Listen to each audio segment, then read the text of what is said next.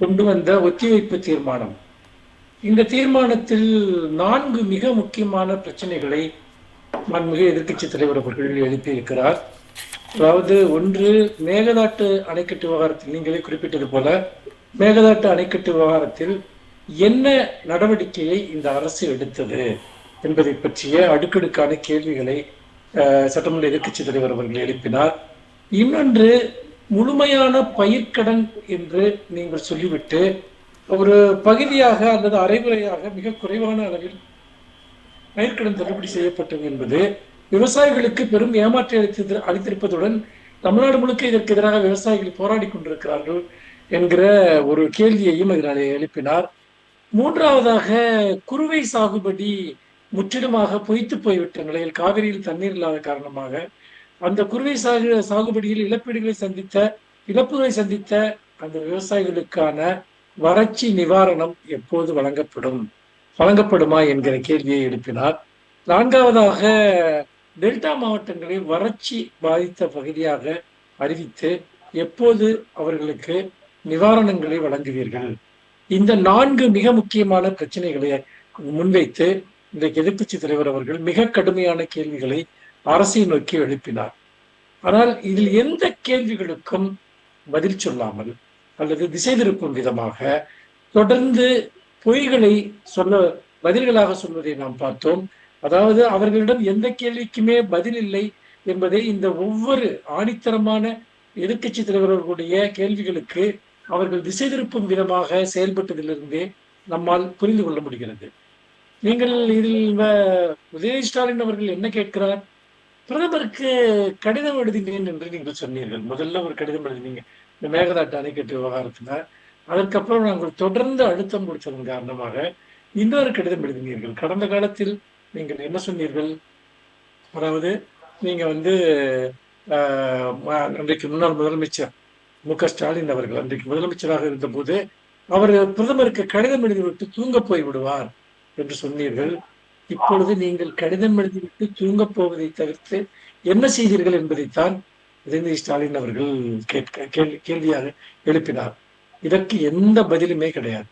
அதாவது நீங்கள் எந்த குற்றச்சாட்டை அன்றைக்கு திமுக அரசின் மீது வைத்தீர்களோ அதை தாண்டி நீங்கள் என்ன செய்தீர்கள் என்பதற்கு எந்த பதிலுமே இல்லை.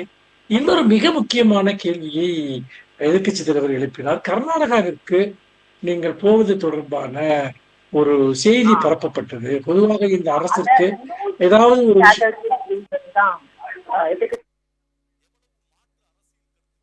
உங்களுடைய வாய்ஸ் ரொம்ப லோவா இருக்கு. என்ன சொன்னீங்க? ஸ்ட்ராட்டஜி அப்படிங்கிறது தான் எதிர்கட்சி சொன்னார். ஏதோ ஒரு விஷயம் அதுதான். அதாவது உங்க வாய்ஸ் தெளிவா இல்லைங்க, சரி பண்ண சொல்லுங்க. அதோட இல்லாம இதுல மிக முக்கியமா நீங்க ஒரு செய்தியை பரப்பி விட்டு அதற்கு என்ன எதிர்வினை என்று ஆழம் பார்ப்பதையே ஒரு வழக்கமாக கொண்டிருக்கிறீர்கள் என்று சொல்லி கர்நாடகாவையும் தமிழ்நாடு அரசினுடைய செயல்பாட்டையும் கர்நாடக அரசினுடைய செயல்பாட்டையும் ஒப்பிட்டு காட்டுகிறார். இது அவருடைய அந்த வாதத்தில் மிக முக்கியமான விஷயம். கர்நாடக முதலமைச்சர் டி.கே. சிவகுமார் நமக்கு நியாயமாக தர வேண்டிய ஒரு விஷயத்தை தர மறுத்து அதற்காக ஒரு பொது கருத்தை அங்கு உருவாக்குகிறார். தொடர்ச்சியாக அவங்க போய் பாத்தீங்கன்னா ஒன்றிய அமைச்சர்களை பாக்குறாங்க. அங்க இருக்கக்கூடிய 5 முன்னாள் முதலமைச்சர்களை சந்திச்சு ஒரு ஆலோசனை நடத்துறாங்க. அனைத்து கட்சி கூட்டம் போடுறாங்க. அதிகாரிகளை கூப்பிட்டு ஆலோசனைகளை நடத்துகிறார்கள். இப்படியாக ஒரு அடுக்கடுக்கான செயல்பாடுகள். அதோடு மட்டுமல்லாமல் பிளஸ் மீடியாவை கூப்பிட்டு அதுல தங்களுடைய கருத்தை பாத்தீங்கன்னா டி.கே. சிவகுமார் தேசிய அளவில் நீங்க என்ன பண்ணீங்க? இதுதான் இன்றைக்கு எதிர்க்கட்சி தலைவர் கேட்கக்கூடிய கேள்வி.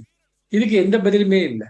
அதுக்கு பதிலாக பாத்தீங்கன்னா முதலமைச்சர் ஒரு சென்டிமெண்டலான, அதாவது இந்த சிம்பதியை கிரியேட் பண்ணி தேர்தல் பிரச்சாரத்துல என்ன பண்ணாங்களோ அதே மாதிரியான ஒரு விஷயத்த இன்னைக்கு சட்டசபையிலையும் அவர் பண்றார். ஆமா, நான் தான் போய் பேசி பார்க்கலான்ட்டு போனேன். ஆனா பாத்தீங்கன்னா அவங்க அவங்க அவங்க மறுத்துட்டாங்க. அதுக்காக ஒரு அவமானம் வந்துருச்சுன்னா அதை நான் ஏத்துக்கிறேன் அப்படின்னு ஒரு சென்டிமெண்டல் டிராமாவை பண்றாரு. சார், நீங்க ஒரு இண்டிவிஜுவல் கிடையாது. நீங்க ஒரு மாநிலத்தினுடைய முதலமைச்சர். அப்படிப்பட்ட நிலையில் நீங்க பாத்தீங்கன்னா போய் எந்த விதமான ஒரு முகாந்திரமும் இல்லாமல் திமுக உட்பட எதிர்க்கட்சிகள் நீங்க அங்க போகக்கூடாது, அது சட்டபூர்வமான நிலைப்பாடுகளை பாதிக்கும்னு சொன்னதுக்கு அப்புறம் நீங்க வந்து ஒரு டிராமா பண்றதுக்காக இங்க போகலாம்னு நினைச்சீங்க. அவங்க வந்து கட் அண்ட் ரைட்டா நீங்க வரக்கூடாதுன்னு சொல்லிட்டாங்க. உடனே ஒரு என்னன்னா வந்து ஒரு விக்டிம் ரோல். அதாவது ஒவ்வொரு விஷயத்தையும் கரூர் சம்பவத்துல இருந்தே நீங்க பாருங்க, தன்னையே ஒரு விக்டிம் ரோலா காட்டி அதன் மூலமா நான் இந்த தியாகத்தை செய்கிறேன், நான் இந்த அவமானத்தை ஏத்துக்கிறேன், நீங்க தனிப்பட்ட முறையில் ஏற்க முடியாது, இது இந்த மாநில அரசுக்கு அவமானம், இது ஒரு மாநில அரசினுடைய தோல்வியாக பார்க்கப்படும், நீங்க இந்த ஸ்டேட்டை வந்து நீங்க ரெப்ரசென்ட் பண்றீங்க, இப்படியாக ஒரு பதில வந்து சொல்றாங்க. இது இதற்கு பதிலா நீங்க வந்து பாத்தீங்கன்னா அவர்கள் எப்படி அனைத்து கட்சியினரையும் கூட்டி ஒரு 5 முதலமைச்சர்கள் இன்றைக்கு எதிர்க்கட்சி தலைவர் என்ன சொல்றாரு, அந்த மாநிலத்தின் 5 முதலமைச்சரை கூப்பிட்டு வந்து அவர் பேசுறாரு வந்து, நீங்க யாரையுமே பேச இத இன்னொரு திசை திருப்புற விஷயத்தை என்ன பண்றாங்கன்னு பாருங்க. அந்த அமைச்சர்கள் எல்லாம் நீங்க பேசுறாங்க, இங்கதான் வந்து மேகதாட்டுக்கு எதிராக வந்து நாங்க தீர்மானம் போட்டுட்டோம்ல, இது எல்லா கட்சிக்காரங்களும் தானே இருந்தீங்க அப்படின்னு சொல்றாங்க.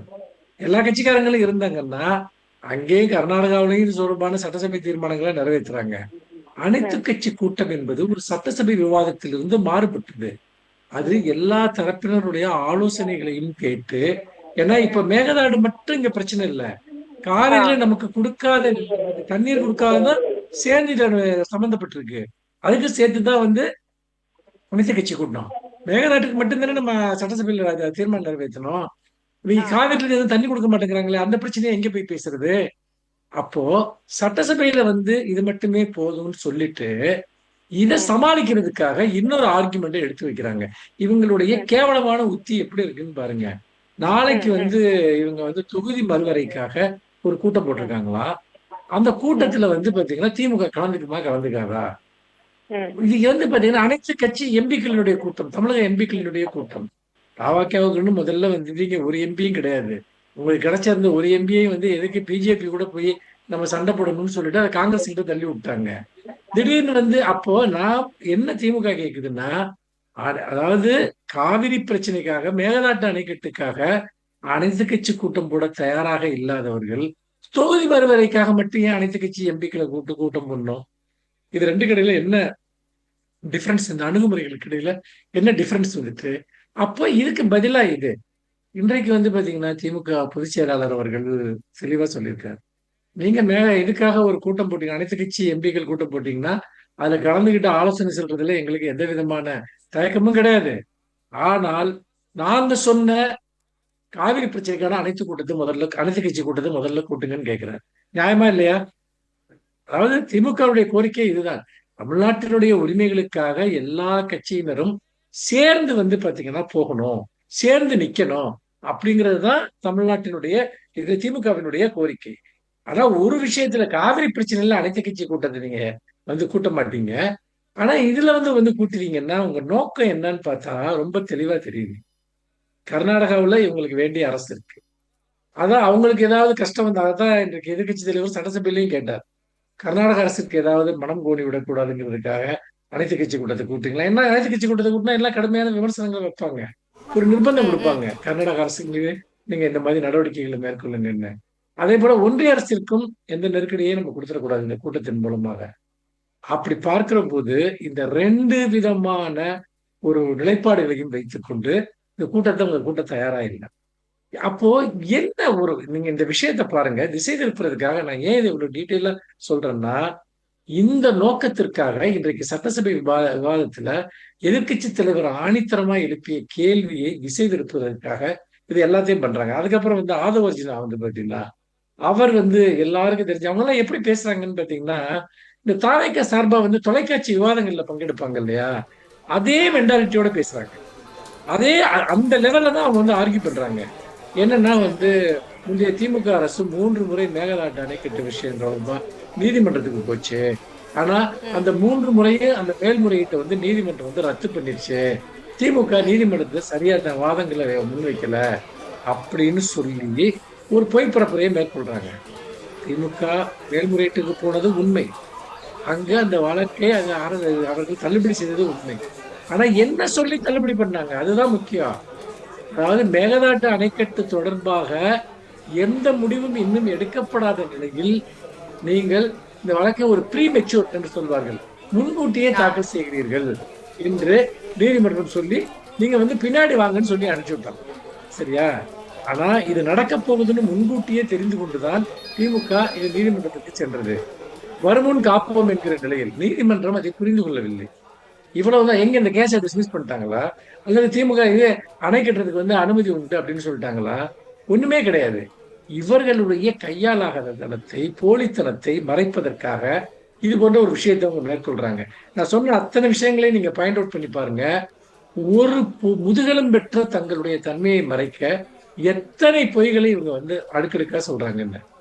இதுல இன்னொரு ஒரு பெரிய இது என்னன்னா, நீங்க பொதுவா வந்து சமூக வலைத்தளங்கள், ஊடகங்கள் எல்லாம் பார்த்தீங்கன்னா, விஜய் அவர்களை எப்படியெல்லாம் புகழ்ந்து கொண்டாட முடியுமோ, அப்படியெல்லாம் கொண்டாடுவதற்காக இன்றைக்கு சட்டசபை விவாதம் முடிஞ்சதும், விஜய் வந்து உதயநிதிக்கு வந்து பயங்கரமா பதிலடி கொடுத்துட்டாரு, அதை பண்ணிட்டாரு, இதை பண்ணிட்டாருன்னு தம்ப்நெயில்ஸ் அப்படியே வைரலா பண்ணிட்டு இருக்காங்க.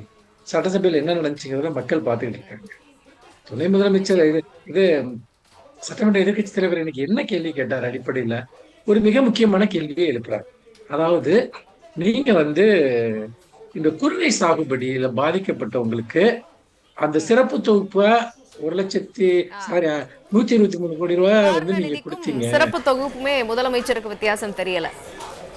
இல்ல அதுதான் அது என்னன்னு பாருங்க. இவ வந்து எதிர்க்கட்சி தலைவர் என்ன சொல்றாருன்னா, நீங்க ஒரு 123 கோடி ரூபாய் கொடுத்தீங்க. ஆனா இந்த குறுவை சாகுபடி பொய்த்து போன விவசாயிகளுக்கு வறட்சி நிவாரணமா என்ன கொடுக்க போறீங்கன்னு தெளிவா கேட்கிறாரு. அவர் உடனே வந்து பாத்தீங்கன்னா அவர் இந்த பிரச்சனையை புரிஞ்சுக்கவும் இல்லை, எதிர்கட்சி தலைவரோட ஆர்குமெண்ட்டை முதலமைச்சர் உள்வாங்கிக்கவும் இல்லை. இல்ல வந்து நீங்க வந்து நாங்க ஏற்கனவே குருவைக்கான அந்த சிறப்பு தொகுப்பு கொடுத்துட்டோம், பேப்பர் படிச்சாதான் தெரியும் என்ன அப்படின்னு சொல்லிட்டு யாருக்கு யார் எந்த அட்வைஸ் கொடுக்குறதுன்னு இந்த நாட்டுல விவசாயம் இல்லாம போச்சு. அப்பதான் வந்து எதிர்கட்சி தலைவர் சிரிச்சுக்கிட்டே சொல்றாரு வந்துட்டு, ஐயா சாமி, நாங்க சொல்றது குருவை சிறப்பு தொகுப்புங்கிறது எல்லா அரசும் இந்த காலகட்டத்துல கொடுக்கக்கூடிய ஒண்ணு.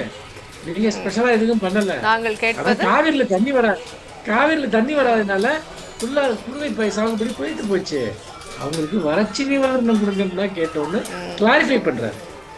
ஒரு பிரச்சனையை புரிஞ்சுக்காம என்ன கேட்கப்படுதுன்னு தெரியாம முதலமைச்சர் வந்து தான் ஏதோ வந்து பாத்தீங்கன்னா பெருசா கிண்டல் அடிக்கிறதா நினைச்சுக்கிட்டு ஒண்ணு பண்றாரு.